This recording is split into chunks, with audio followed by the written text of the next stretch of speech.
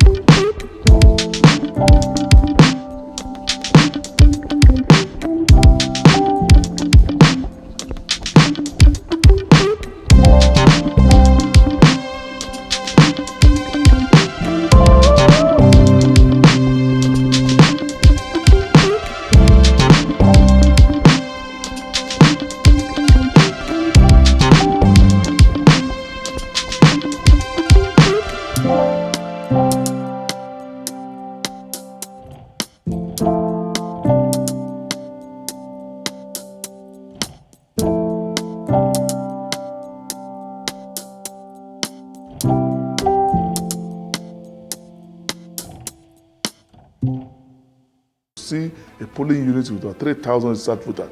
So you should understand what we are talking about. So I had time to observe, I think, what was happening because they didn't know where I was. I think I didn't put any neck failure to identify myself. So I was able to mingle freely among agents, among canvassers, among, I think, mobilizers, as to know what they are doing. And to be sincere with you, all of them engage, all the three major parties, engage in vote buying. It's unfortunate for the country, but I'm not going to that now. They engage in vote buying, three of them.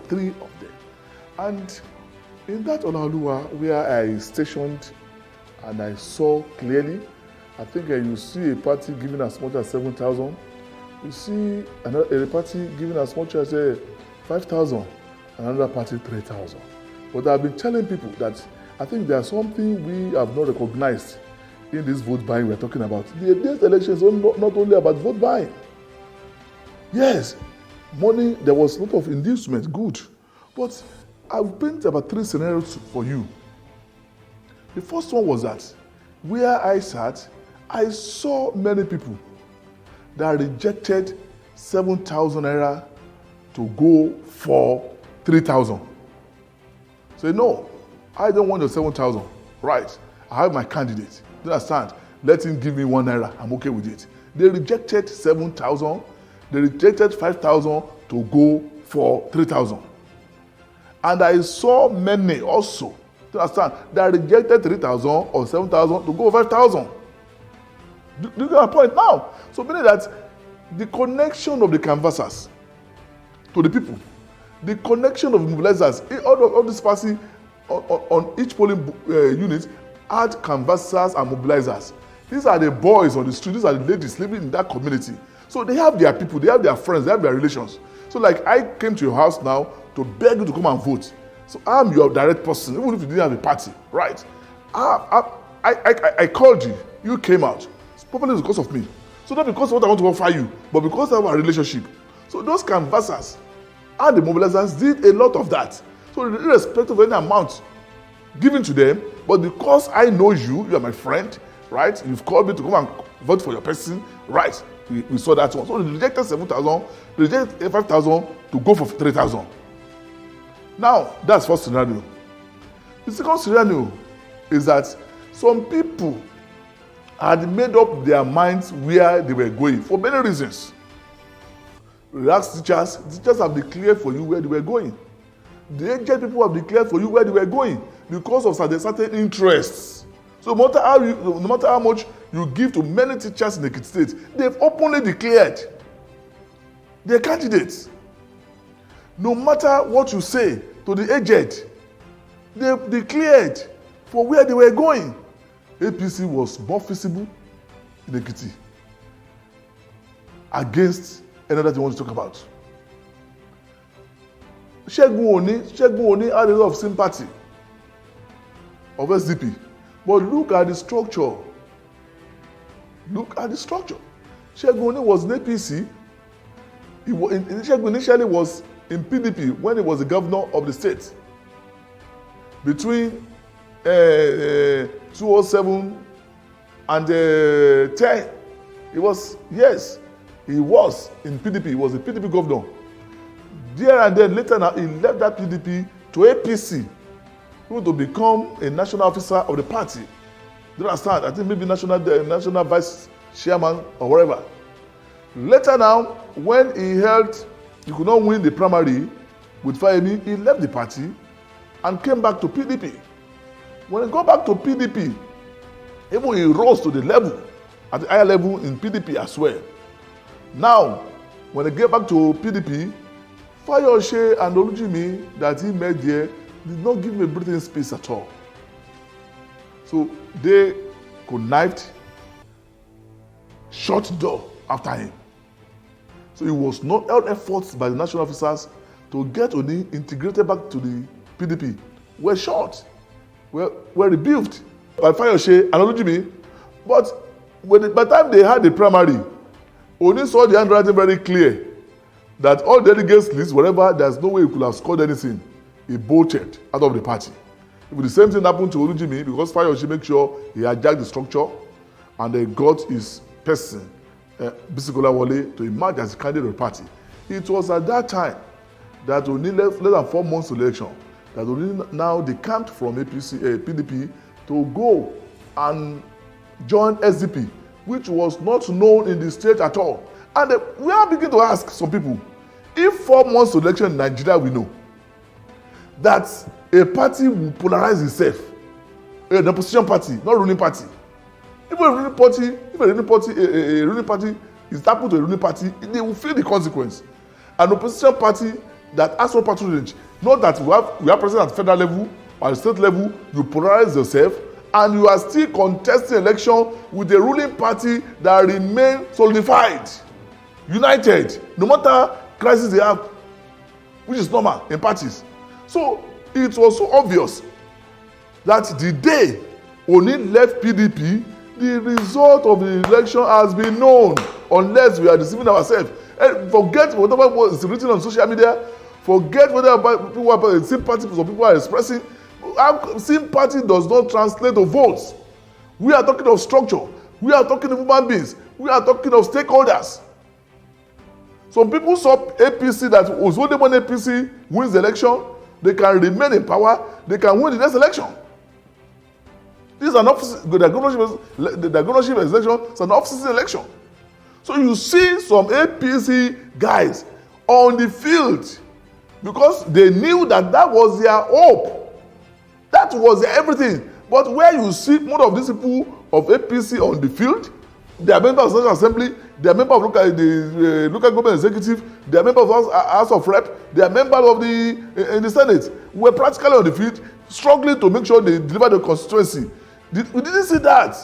That's it in others. So what I say is that immediately Oni left the party. PDP polarized, and the center could not hold. And that greatly affected that party. Again, if you look at the candidate of APC, he was a completely an homegrown person. The governor-elect, Governor Yebanji, Governor Fayemi did his research very well. He knew what people wanted and he gave them. This was a guy that was secretary to the old people, to the men of integrity that created Ekiti State. He worked as a secretary to that committee when he was about 25, 26 years. And let me say this. INEC did fantastically well. And this we have to give kudos to INEC, especially with the beavers. The beavers they use eliminated and the electoral transfer. That means for the first time that we were able to test the amended Electoral Act of 2022. I think we can say that INEC deserves a lot of commendation. They were able to eliminate many things. There's no way you can falsify figures, results. There's no way you can talk of hijacking or thumbprinting or don't comprint. It was not happening. Now, because when you got there now, they will take this like a camera beavers to, once you show you, identify you immediately. Do you understand what I'm saying? And they show your data. And once you show your data, they just look for your number, ticket, you vote. It's taking less than 2 minutes and for you to vote. And there's no way you can engage in identity theft. Simply because once your face does not match what they have in there, who are you? Meaning that if you call yourself so name and you are registered in this polling unit, on that polling unit there's network or no network, all the faces of people registered in that polling unit was in that already programmed in that beavers. So with that one, once you get there, it will identify you. But with that one, there's no way you can vote. And immediately after voting, and it was counting because we get from one police to another police. You ask them, they will look at it as well. We have accredited 5,000 people. No, 2,000 people. You have accredited 1,000 people. You have accredited 100 people. Because based on the number they have registered, accredited that day, you will see the number on the system there. Meaning that by the time they are counting the votes, there is no way the team will not tally with it. So the area of we saw people, 5,000 people, 200 people came in for accreditation, and every day we counted 400 or 400 votes eliminated. The area where we are saying that we could not do what we call it, we could not register, we could not accredit you, and we are talking about incident form. With that incident form, because it's manual, they use that one to manipulate. That one was also completely eliminated. So by not allowing anything manual, those who thought they could rig the election could not do that. And that's why maybe in Ilawe, where some people tried to snatch ballot paper, because they saw that all the plans of manipulating the process failed. So they wanted to engage in violence, they wanted to rig, hijack the ballot boxes, but people resisted it. And those who police protected the beavers and the polling booth, the polling ballot boxes, and about 1 hour thereafter, you understand, the mercy returned into that polling unit and people cast their votes without being molested. Obviously, to talk whether the election is free and fair, we have to put it in the context. In the context that, was there a manipulation of the system? No. Was there overvoting? No. Was there rigging? No. Will we say that maybe, I think some people, there were double voting? No. Can we say, we asked, was there ballot snuffing? No. Can we, if we want to say that, were there exchange of ballot boxes with some, as we used to see in the olden days, where another ballot box will surface from somewhere, the gunshot somewhere, and you change? No. Can we say that the figure changed from the polling unit before it gets to what? Do you understand? No. Because this time around, immediately from the polling unit, they use the beavers to scan the results. And immediately it's already on the INEC website that anywhere in the world, you're already looking. By the time we are finding our report, by 9 o'clock, using the ballot result sheet from INEC website, it was obvious the winner of that election, because as from the polling unit, as you scan that result, do you understand what I'm saying? It's already on the INEC website. So before, what politicians normally do is that before polling units are the collation center in the world, do you understand? A lot of things used to happen. Maybe it's called 70 votes now, right? And by the time they get to, before they get to wards, so it can be 270.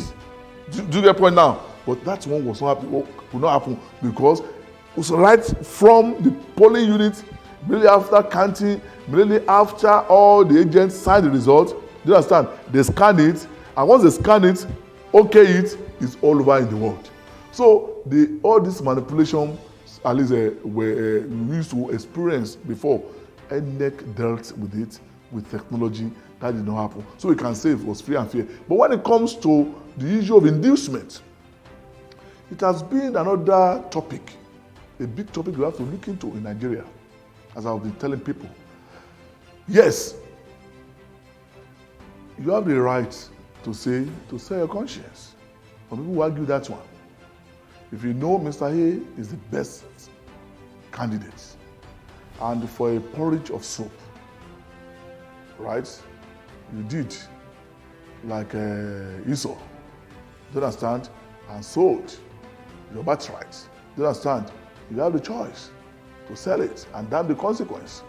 But is that good for democracy? No. Do you understand? But your people now tell you, if I'm ready, it's okay, yeah, to sell it, what's the business with that one? It's my right. Do you understand? Good, this is right. Nobody will contest that one. But is that good for democracy? As I said, capital, no.